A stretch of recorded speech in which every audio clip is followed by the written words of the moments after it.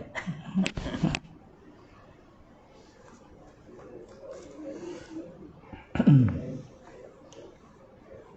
Muka surat berapa kita? Ya, 13. Murji'ah. Ya. A'udzubillahi minasyaitonirrajim. Bismillahirrahmanirrahim. Alhamdulillah wassalatu wassalamu ala nabiyyin la nabiyya ba'dah wa ala alihi wa sahbihi wa man tabi'ahu wa walah. Subhanaka la ilma lana illa ma 'allamtana innaka antal alimul hakim. Rabbi yassir wa la tu'assir ya karim wa la haula wa la quwwata illa billahil azim. Walhamdulillahi rabbil alamin. Bismillahirrahmanirrahim. Qala musannif rahimahullah ta'ala wa nafa'na wa iyyakum bi 'ulumihi fid dharain amin ya rabbal alamin. Bismillahirrahmanirrahim. Mazhab Murji'ah. Sebelum tu kita dah baca mazhab Qadariyah. Mazhab Qadariyah. Lepas tu mazhab Jabariyah. Lepas tu mazhab yang kita baca ni dipanggil Murji'ah. Jadi kalau Qadariyah dulu usaha ikhtiar dia, Allah Ta'ala tak campur tangan. Kalau Jabariyah pula Allah Ta'ala saja, dia tak campur tangan. Kalau Qadariyah tadi dia punya usaha dan hasilnya daripada dia. Kalau Jabariyah dia tak ada langsung usaha dan ikhtiar. Itu pandai. Semua Allah. Dan dua-dua tu tak kena. Okey. Ini sekarang pula nama pula dipanggil Murji'ah. Sebutan dia Murji'ah. Dia kata kumpulan ini berasal dari golongan politik. Berasal dari golongan politik, tetapi telah meninggalkan bahagian itu, bahagian politik, dan mengambil sikap berkecuali, terutama di dalam masalah perselisihan umat Islam mengenai jawatan khilafah yang berlaku di antara puak Khawarij dan puak Syiah. Jadi Khawarij Syiah ni ialah puak-puak yang menyokong Sayyidina Ali. Itu panggil Syiah. Khawarij ini dia tidak menyokong Sayyidina Ali, dan dia juga tidak menyokong Muawiyah bin Abi Sufyan. Dia mengambil jalan tengah. Khawarij sebenarnya keluar. Khawarij itu di mana orang-orang yang keluar daripada mengikut Sayyidina Ali dan mengikut Muawiyah bin Abi Sufyan. Jadi Murji'ah ni pula juga sama juga.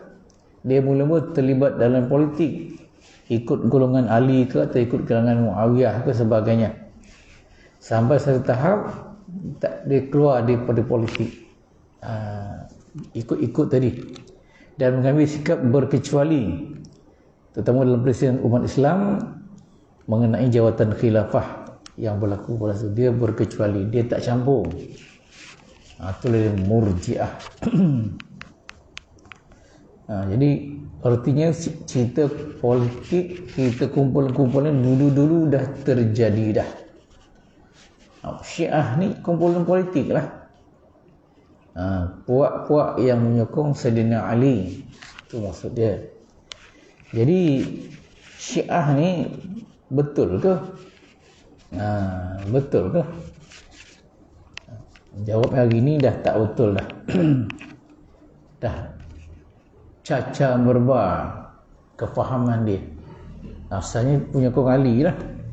Jadi Syiah ni dengan Sayyidina Ali, kalau kita buat perbandingan hari ni, sama lah macam umat Kristian dengan Nabi Isa. Syiah ini pun samalah, macam Syiah tu dengan Sayyidina Ali. Jadi macam mana hubungan Nabi Isa dengan Nasara? Sebenarnya tak ada apa. Cuma orang Nasrani saja mendakwa dia pengikut Nabi Isa alaihissalam. Dia mendakwa, sedangkan Nabi Isa tak ada kena-mengena langsung dengan Nasara.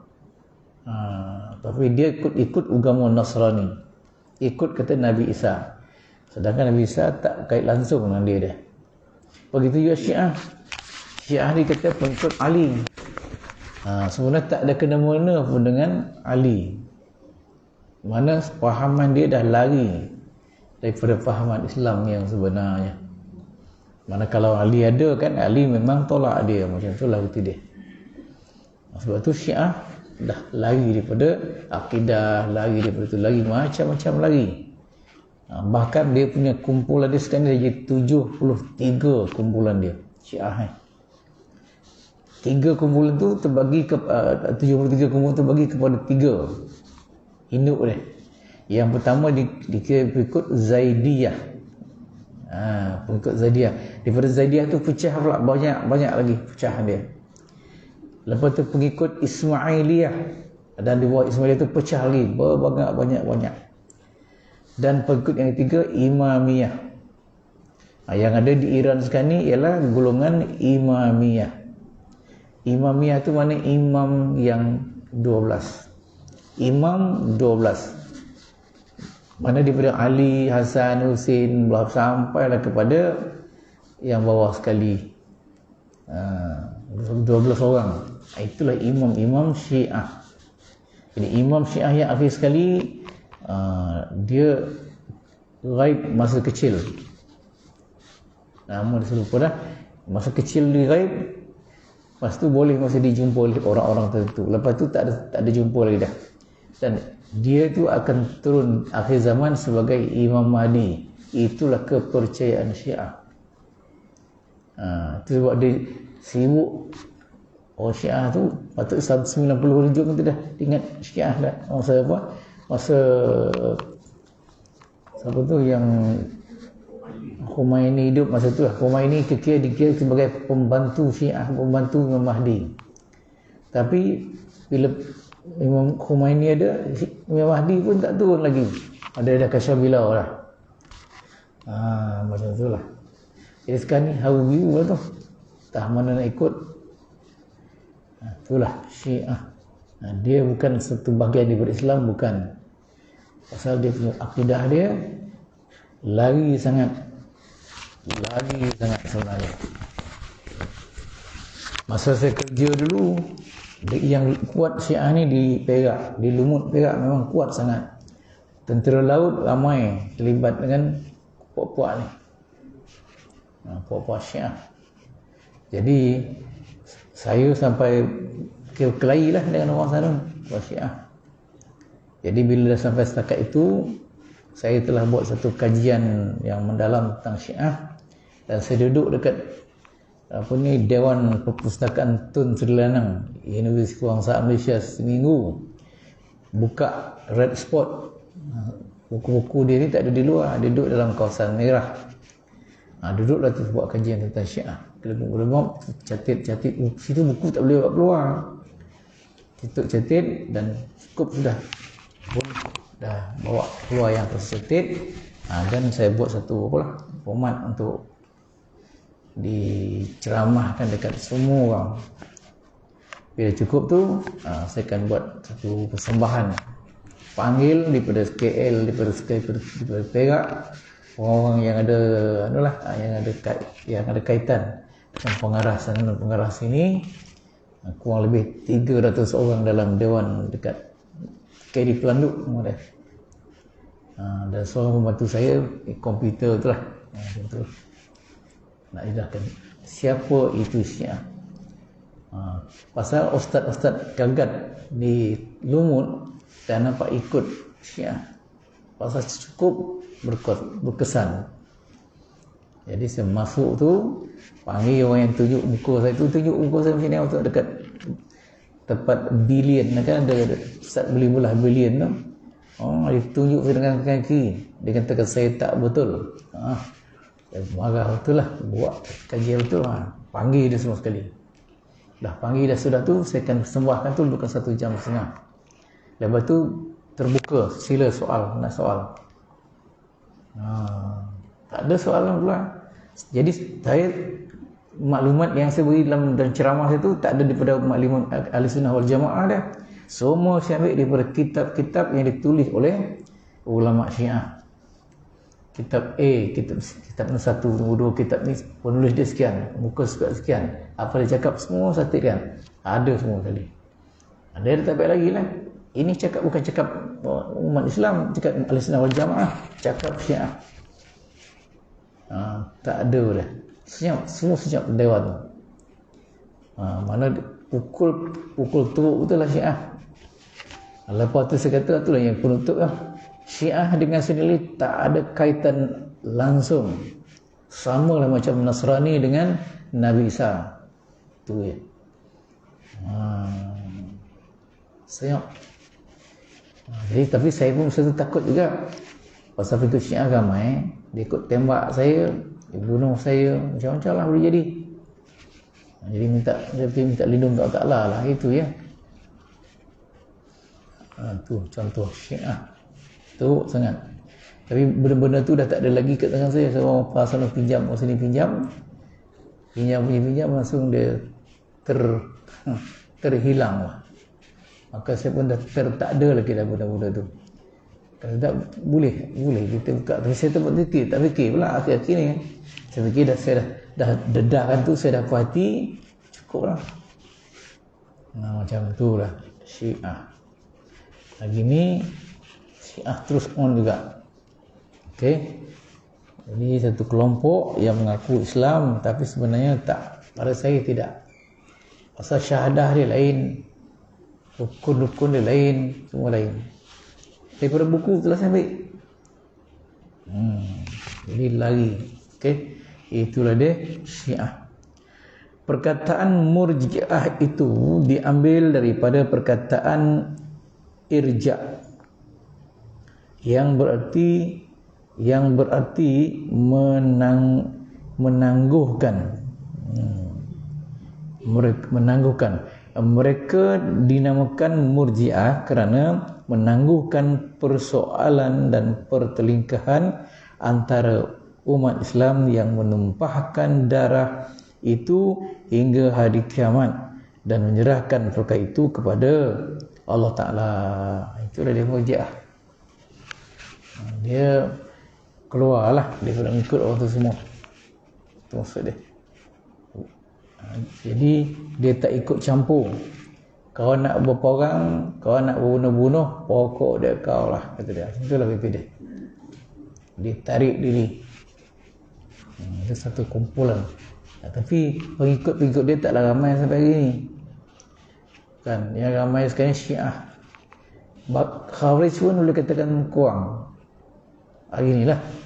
Orang pun tak ada sebut pun ini pengikut Khawarij, tak ada. Ini pengikut Murji'ah.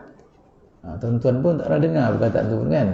Tapi Syiah itu banyak. Itu maksud dia.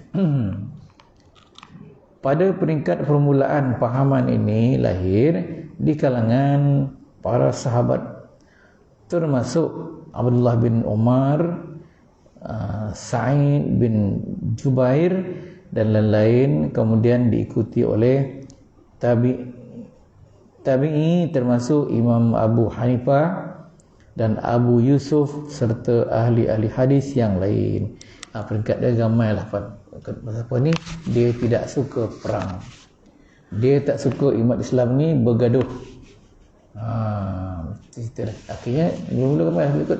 Masuk anak Umar, anak Zubair, semua masuk. Itu asalnya lah. Akhirnya dia orang keluar lah. Dia berkecuali daripada orang tu. Kemudian di antara persoalan pokok mazhab ini ialah setelah iman, ialah masalah iman, iaitu mereka mengatakan Iman itu ialah mengenal Allah dan Rasul.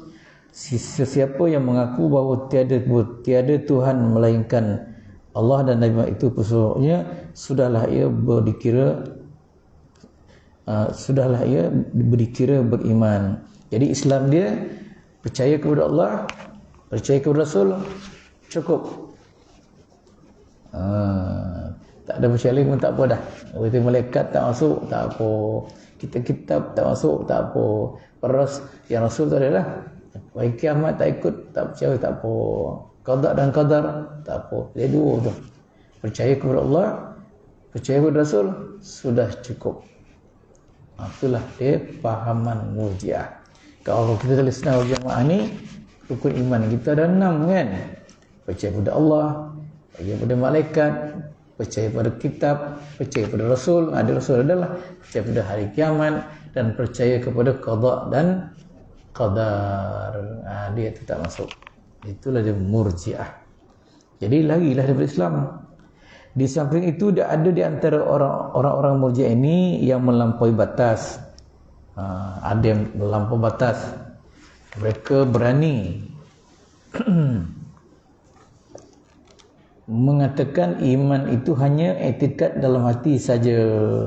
Sebahagian ni pula iman tu hanya etikad dalam hati je, tak perlu sembahyang, tak perlu puasa, macam itulah. Seorang yang mengaku dirinya kafir secara terang atau menyembah berhala dan mati dalam keadaan itu dikira mukmin. Nampak tak?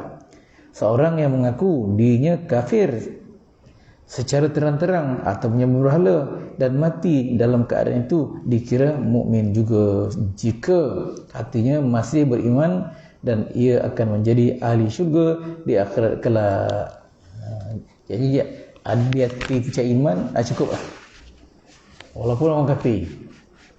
Kau percaya tak? Kau taklah. Kau percaya. Tapi dia kafir, masuk syurga so. Macam tu panggil.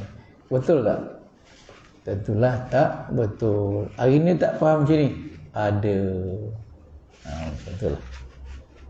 Jadi bila kita ada maklumat macam ni, bila berjumpa, itu fahaman tu tak betul tu. Jadi iman ni bukan di hati saja, di lidah, di hati dan dikerjakan di badan kita lah. Balik. Okey. Mulut sebut, hati yakin dan beramal dengan anggota macam ibadat. Itulah dia iman. dia cukup dalam hati saja. Itu maksud dia. Aduh.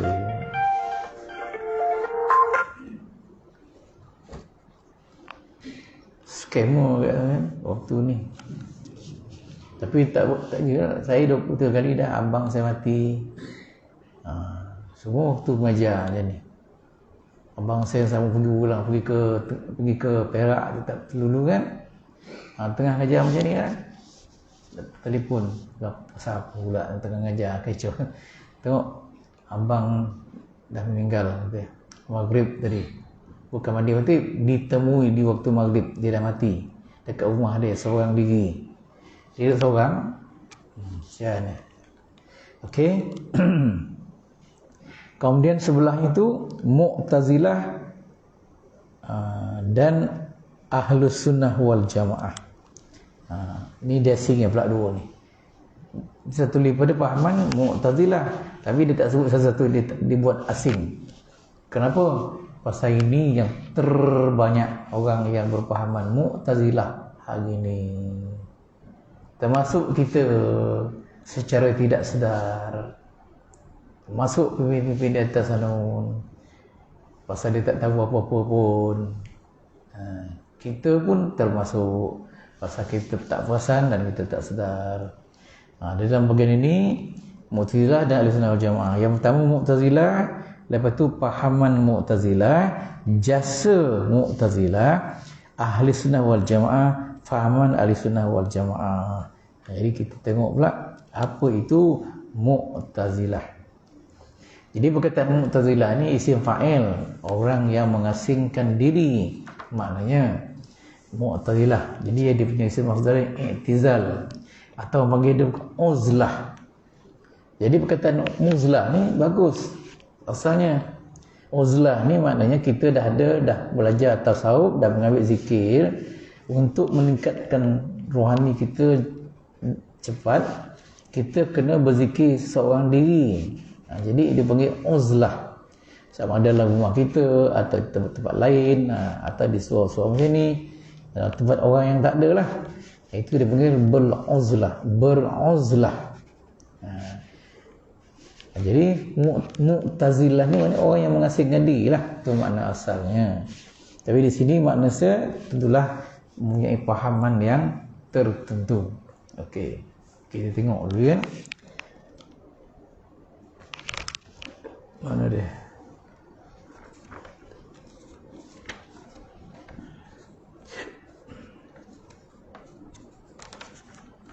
Okey, muka surat 16. Okey.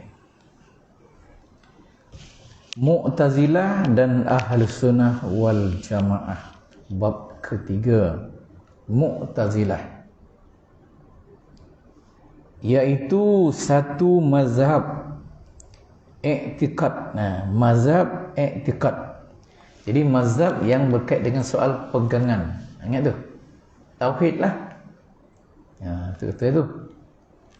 I'tiqad, pahaman i'tiqad yang berpegang kuat kepada dasar kebebasan berfikir dan cuba melepaskan umat Islam daripada belenggu taklid buta.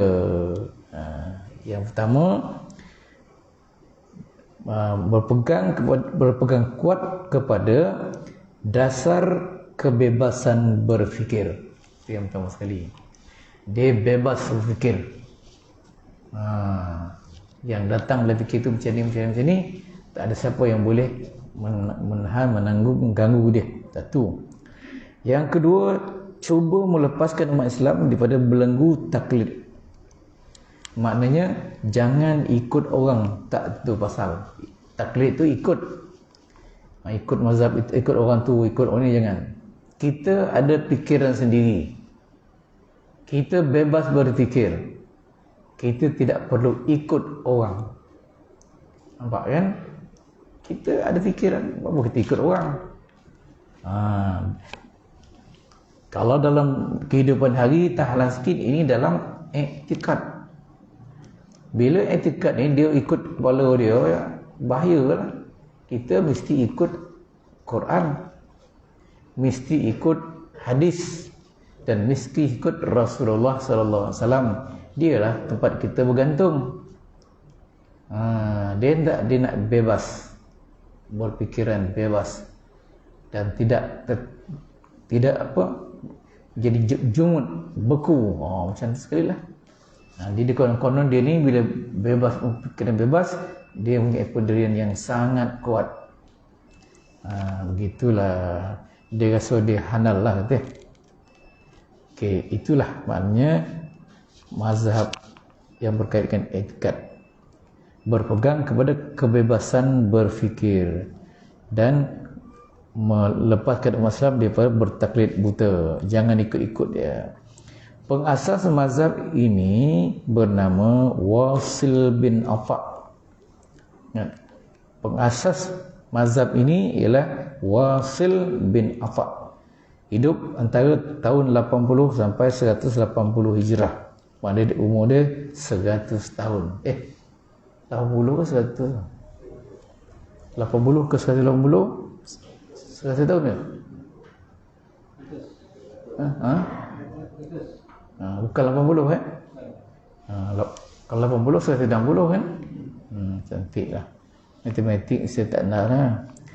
Pada mulanya ia berguru kepada Hasan Al-Basri. Hebat guru ni. Yang lahir pada tahun 23 Hijrah sampai 110 Hijrah. Itu Hasan Basri.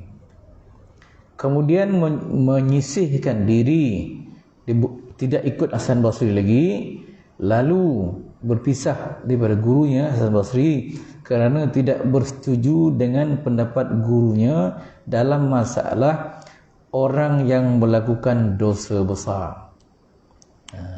Okey. Siapa guru dia Wasil bin Atha ni? Ialah Hasan Basri. Siapa Hasan Basri itu? Hasan Basri ni ialah tabi'in. Dia bukan sahabat. Maknanya dia tak jumpa Nabi. Dia tak jumpa dengan Nabi. Dia lahir saja, Nabi dah wafat. Macam itulah cerita dia. Bila Nabi dah wafat, dia tak jumpa Nabi, jadi dia dipanggil tabi'in nama dia. Pengikut yang pertama lah. Masa Nabi tu ada sahabat yang bertemu Nabi, sahabat tu yang bertemu dengan Nabi. Tabi'in ni dia tak jumpa dengan Nabi, dia jumpa dengan sahabat saja. Itulah. Jadi Hasan Basri ni siapa? Orang yang hebat lah zaman tu. Memang wali. Dia ni telah belajar daripada Sayyidina Ali cara berzikir. Jadi zikir yang diajar dia, mula-mula zikir ni diajar dia Allah Ta'ala kepada Jibril alaihissalam. Jibril pula ajar Nabi Muhammad sallallahu alaihi wasallam. Jibril pula Nabi Muhammad pula ajar pula Sayyidina Ali bin Abi Talib. Tu tarikat Saman yang anda beramal tu, tarikat Saman ni dah dia punya silsilah dia. Kerana Ali tadi ajar pula Hasan Basri. Hasan Basri ajar pula Ma'ruf Al-Karhi. Maknanya tu daripada Ali Hasan Basri ke bawah tu, itu dipanggil silsilah tarikat Saman. Jadi kalau kita beramal dengan tarikat Saman, kita kena tahulah. Macam tu, kena tahulah mana dia punya rantaian dia. Bukan tiba-tiba timbul dia, tak ada. Ada dia punya rantaian dia. Orang ni ambil daripada ini, orang ni ambil daripada orang ni, orang ni ambil daripada ni, sampailah kepada Ma'ruf ambil kepada Hasan Basri, Hasan Basri ambil daripada Sayyidina Ali ambil daripada Nabi Muhammad ambil daripada Jibril ambil daripada Allah Ta'ala. Jadi cara berzikir ni bukan tiba-tiba je, memang Allah Ta'ala yang ajar dia, ajar Jibril. Sama lah macam semayang. Allah Ta'ala suruh Nabi Muhammad semayang dan umat dia semayang. Jadi masa bila suruh tu, masa malam Isra' dan Mi'raj, dia suruh salat. Tapi Nabi balik tu sebelum subuh. Jadi masuk subuh Nabi semayang tak subuh, tak semayang lagi. Pasal bolon dia ajar. Perintah dah dulu, tapi cara tu belum diajar lagi. Siang tu dekat nak zuhur, barulah Jibril datang. 27 Rajab tu datang dan ajar Nabi macam mana nak solat. Maka Nabi pun solatlah dengan Jibril di bawah pancung emas. Ke dalam hijir Ismail itu ada salum emas kan. Itu hujan tu lah, itu kalau hujan. Situlah tempat Jibril sembahyang dengan Nabi Muhammad. Mula-mula sekali, iaitu sembahyang zuhur nama dia. Jibril jadi imam, Nabi kita jadi makmum. Dulu tempat lokok, tempat Jibril sembahyang Nabi, tempat tu lokok, boleh 2 orang sembahyang masa tu. Lama juga. Lepas tu Arab Saudi dah diaturnya sini tu. Dan situ dipanggil Hijir Ismail, bilik Nabi Ismail. Macam tu lah. Okay. Lepas tu Nabi ajar pula sahabat cara solat ni. Dan Nabi pun bersabda, "Sallu kama ra'aitumuni usalli," kata Nabi. Sembahyanglah kamu seperti mana kamu lihat aku sembahyang. Itu cerita dah. Jadi hendaklah kita solat macam Nabi solat. Kita ni dah belajar daripada kitab fiqh kan, macam tu diajar dari ulama-ulama dulu sampai kita ini macam tu lah Nabi solat. Maka kita solatlah macam Nabi solat. Itu cerita dia. Jadi kalau solat, Tuhan suruh solat, Allah Ta'ala ajar macam mana nak solat. Itu maksud dia. Kemudian Tuhan suruh kita mengerjakan ibadat haji. Maka Nabi pun diajar oleh Allah Ta'ala cara mengerjakan ibadat haji. Dan Nabi pun buatlah haji. Jadi sahabat-sahabat pun ikutlah. Daripada Nabi sahabat ikut sahabat tu lah ilmu dia. Jadilah Macam mana nak ikut Nabi, macam mana nak umrah, ikut Nabi. Sama lah keluar zakat, sama juga puasa, ikut Nabi. Itu yang ibadat wajib. Ada pula ibadat sunat macam zikir dan selawat ni kan. Zikir Tuhan juga suruh. Wadhkurullah, wadhkurullah, wadhkurullah. Banyaklah Quran macam tu. Naklah kamu ingat Allah Ta'ala, naklah kamu ingat Allah Ta'ala. Dekat-dekat 60 kali dalam Quran. 60 tompet kan, banyak tu. Jadi bila Tuhan suruh kita berzikir, tentu timbul soalan balik, macam mana nak berzikir? Jadi bila dia nak berzikir tu, itulah timbul tadi. Allah Ta'ala pun ajar Jibril ajar Nabi Muhammad ajar pula pada sahabat.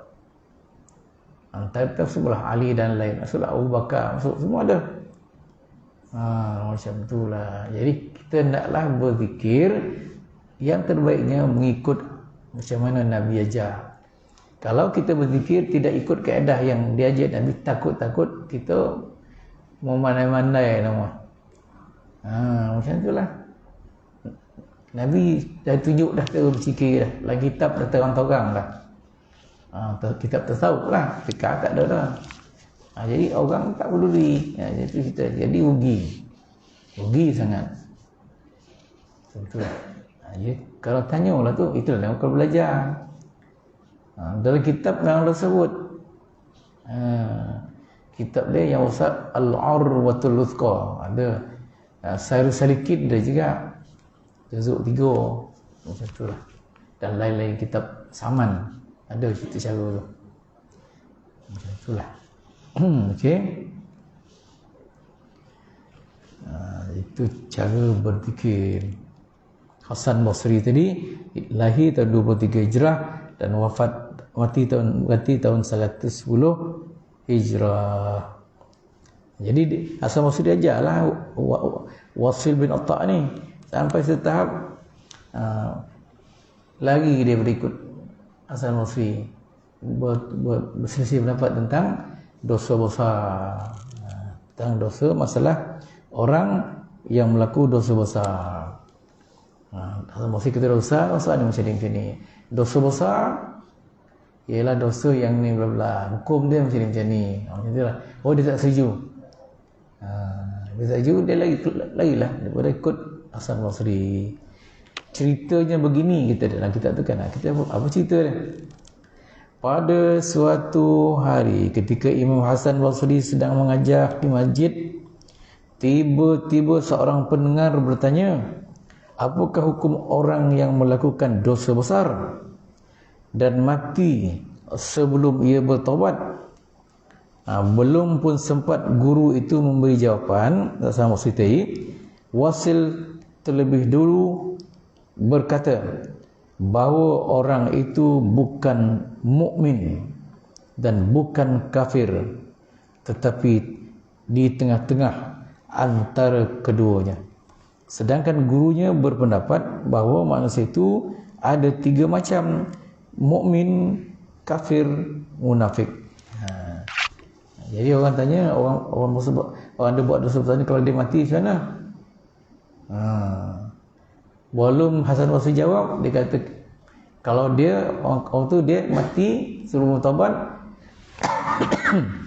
Islam pun tidak, kafir pun tidak. Mana tengah-tengah? Tak betul lah. Kalau tengah-tengah apa nama? Antara Islam dan kafir apa nama? Islam, kafir, tengah-tengah. Beri satu nama. Itulah kata Wasil. Jadi dia tak bersetuju dengan pendapat Tuan Guru tadi, dia pun keluarlah. Sedangkan dalam Islam ni kita ada mukmin, kita ada kafir, dan kita ada orang munafik. Bila? Itu cerita dia. Jadi kalau dah bukan mukmin, bukan Islam, apa? Bukan mukmin, bukan kafir apa? Tak susah tu. Jadi dia tak pendapat dengan guru dia pun lagi lah keluar. Kacik benda dia keluar tu. Itulah. Ada mungkin dalam hati dia cerita lain.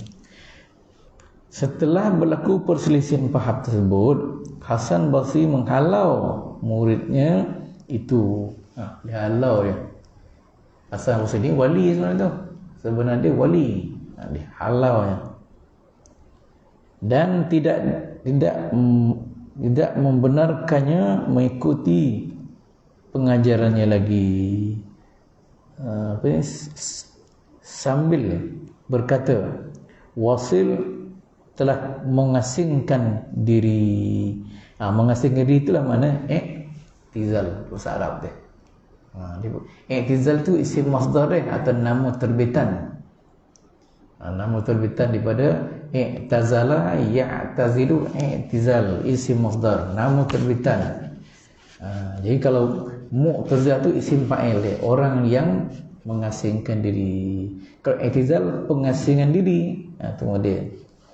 Di Mu'tazil orang yang mengasingkan diri daripada kita.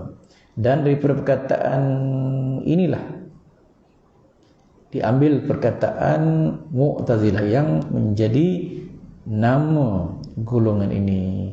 Selepas itu Wasil terus membuat pengajaran sendiri dan mendapat pengikut yang ramai pula.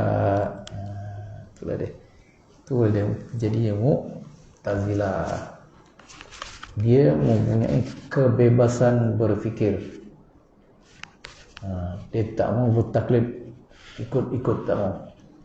Dia bebas berfikir. Itulah pahaman Mu'tazilah betul. Itu dia gini. Macam tu lebih kurang bahasa dia. Kemudian fahaman Mu'tazilah. Kita baca satu dua yang bersempat. Fahaman dia. Di antara fahaman Mu'tazilah ialah yang pertama, Tuhan tidak bersifat dengan mana-mana sifat, bahkan segala-galanya dengan zatnya sahaja. Satu. Ini sama macam Syiah. Syiah kata Tuhan tidak ada sifat, dia hanya ada zat sahaja, kata dia. Sedangkan dalam Quran berlambak nama-nama sifat Tuhan. Kata Bismillahirrahmanirrahim. Dalam Bismillah tu ada 3 perkataan nama. Yang pertama Bismillah itu Allah. Allah itulah nama zat Tuhan kita. Allah nama zat Tuhan kita. Kemudian diikuti Ar-Rahmanir-Rahim. Itu bukan nama zat, itu nama sifat. Kata dia Allah Ta'ala tidak ada sifat, dia zat. Dia tak reti itu Rahim tu apa.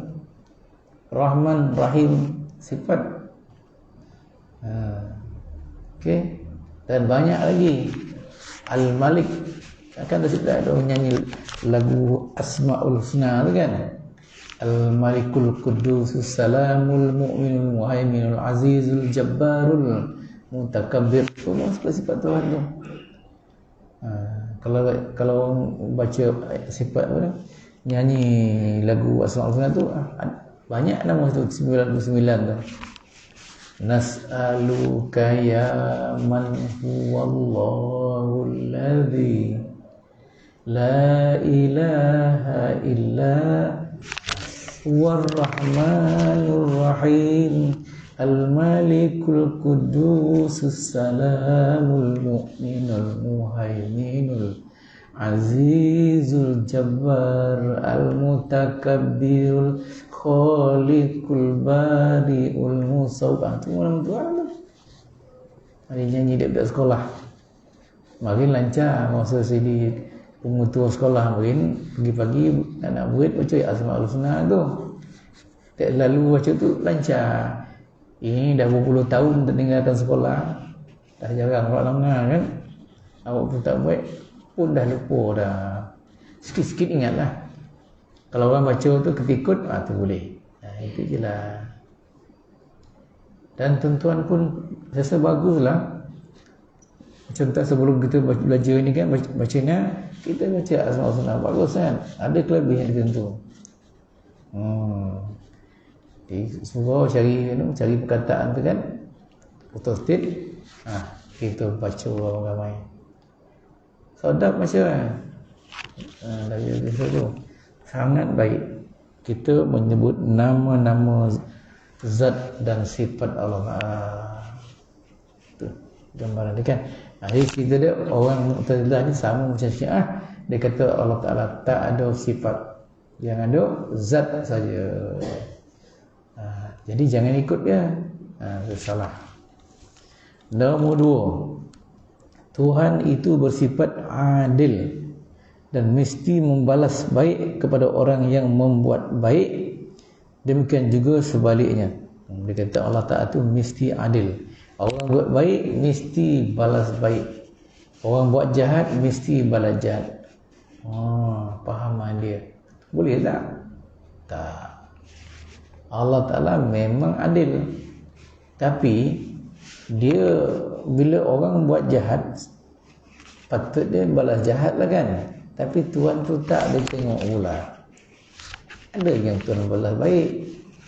Orang jahat pun tak mesti jahat, Tuhan balas baik. Banyak cerita-cerita. Bergantunglah kepada niat apa sebagainya. Dia dah taubat, dah kembali, mula jahat, itu dia insaf, Tuhan terima. Itu banyak cerita macam tu. Contohnya tuan-tuan kan, dia waktu sembahyang tak puasa, tak apa tak, iaitu tukang ahli sihir Fir'aun. Fir'aun ni dia nak lawan dengan Nabi Musa. Jadi dia kumpulnya beribu-ribu ahli sihir tadi, dan ahli sihir tu disuruh buat ular lawan Nabi Musa. Nabi Musa pula ada tungkat dia pula kan. Tungkat Nabi Musa tu kata Allah, kau campakkan tungkat tu. Musa pun campak tungkat, terus jadi ular pula. Jadi ular, maka tungkat Nabi Musa tadi, segala ular yang ular sihir tadi disidut dia tungkat ular Nabi Musa tadi. Habis seekor pun tengah padang tu. Itulah kerti tu. Jadi ahli sihir Fir'aun tu sekalah lah. Memang benar lah Nabi Musa. Langsung dia percaya, dia jatuh, aku yakin dan percaya kepada Allah Ta'ala. Mana bila percaya kepada Allah Ta'ala tu, dia dah ke Islam tu. Tapi Fir'aun pula tangkap oleh sihir semua tu, dicincang, dibunuh sampai mati. Malulah Fir'aun kan. Dia ambil, tangkap tiap-tiap orang tadi, diseksa dia sampai mati. Jadi dia dah mengaku sebagai beriman kepada Allah Ta'ala, walaupun dia tak semayang, tak usah, tapi dia jadi tokoh yang hebat dalam syurga. Ahli Fir'aun, ahli sihir Fir'aun ni. Itulah. Padahal kalau ikut kesalahan dia sangat besar kan. Kalau ikut dia tadi adil, mesti wajib diseksa. Tapi tak. Ya. Itu contoh. Ramai orang yang jahat ni, akhirnya Tuhan jadikan dia baik. Yang penting niat. Contohlah. Ada pula orang yang jahat orang baik, masuk neraka pula. Ada. Macam Barsisa apa semua tu kan. Baik, orang tinggi, hebat, tapi masuk neraka pula. Ini atas Allah Ta'ala. Itu pulang kepada Allah Ta'ala. Allah tu maha berkuasa.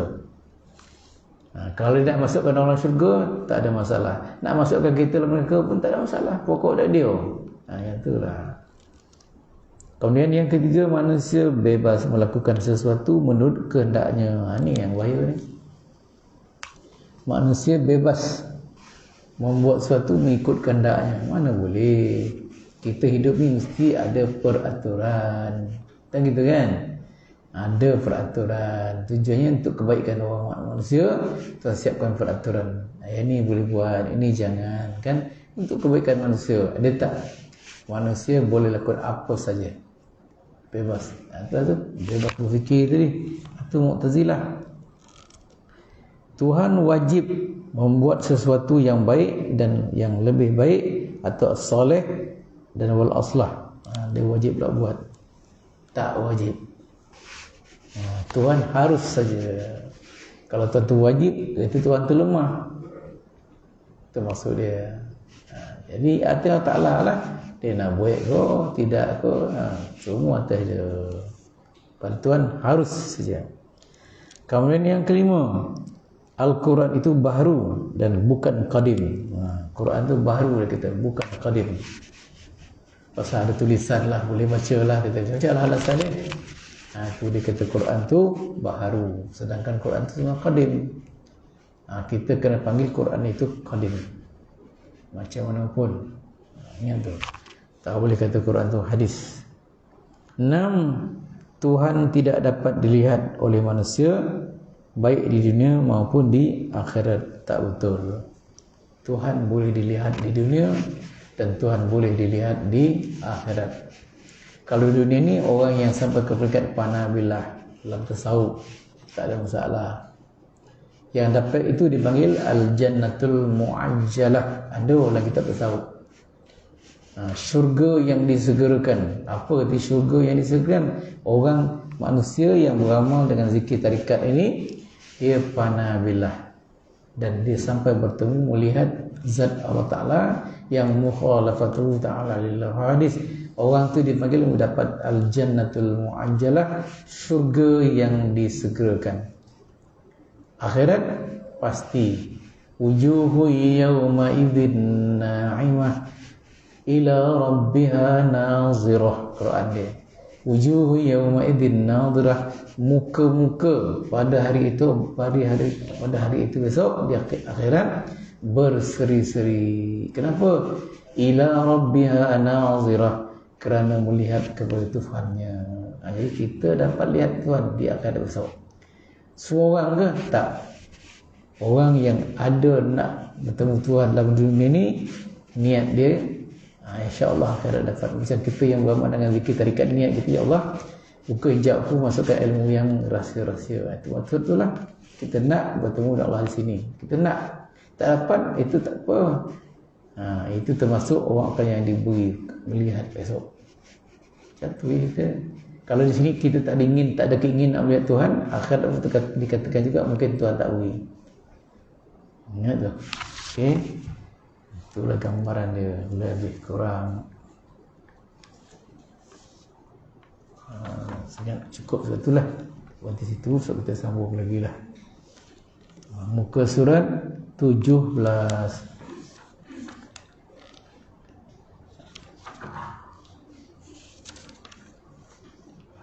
18. Okey. 18 kisah pula kena tengok 18. Kelak dia apa? Dia pun maupun di akhirat kelak. Okey.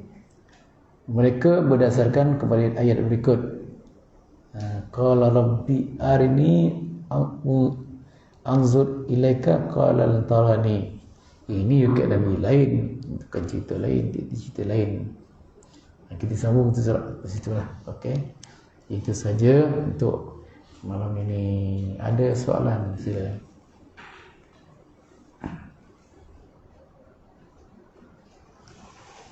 Itu saja, sampai jumpa lagi Ahad kedua. Wabillahi taufiq wal hidayah. Assalamualaikum warahmatullahi wabarakatuh.